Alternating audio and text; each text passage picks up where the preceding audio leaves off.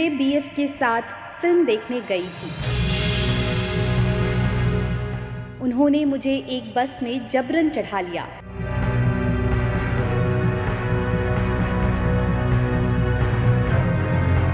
और मेरे private parts में लोहे की रॉड घुसा दिया।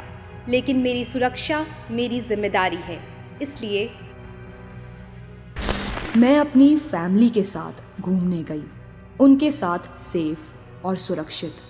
वो मेरे अंकल थे, लेकिन उन्होंने मुझे अपनी भतीजी नहीं समझा। उन्होंने मेरे कपड़े उतारे और वही सब किया, लेकिन मेरी सुरक्षा मेरी जिम्मेदारी है, इसलिए अगली बार जब मैं डिस्को में गई तो वो एक सेफ प्लेस था और बाउंसर्स भी थे।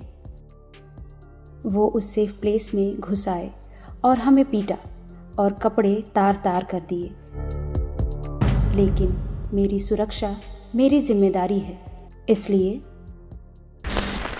मैं एक नौकरी की तलाश में गई। उन्होंने मेरी कैब बीच सड़क रोक ली, फिर पूरे रास्ते मेरा बलात्कार किया। लेकिन मेरी सुरक्षा मेरी जिम्मेदारी है, इसलिए आजकल मैं बाथरूम में बैठी हूँ, लॉक लगाकर बाहर आने की कोशिश नहीं करती। वो आंगन में खड़े रहते हैं, बाथरूम की खिड़की की ओर नजरें टिकाए, लेकिन मैं नहाती नहीं, क्योंकि मेरी सुरक्षा मेरी जिम्मेदारी है। अब मैं उन्हें मिल गई हूँ, ठीक वैसे ही जैसा वो चाहते थे। मेरा हौसला टूट चुका है, लड़ने की ताकत अब खत्म हो चुकी है। कुछ भी करने की ताकत नहीं है, बस उनकी दया पर हूँ।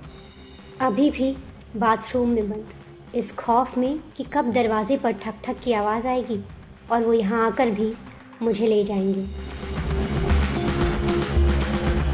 मैं वो भारतीय नारी हूँ जो स्पोर्ट्स में नंबर 1 आ सकती हूँ, देश के लिए मेडल जीत सकती हूँ, आर्मी ज्वाइन कर सकती हूँ, CEO बन सकती हूँ, पूरी दुनिया के लिए चर्चा का विषय बन सकती हूँ। लेकिन अगर मैं इस बाथरूम से बाहर आ पाई तो, क्योंकि मेरी सुरक्षा मेरी जिम्मेदारी है।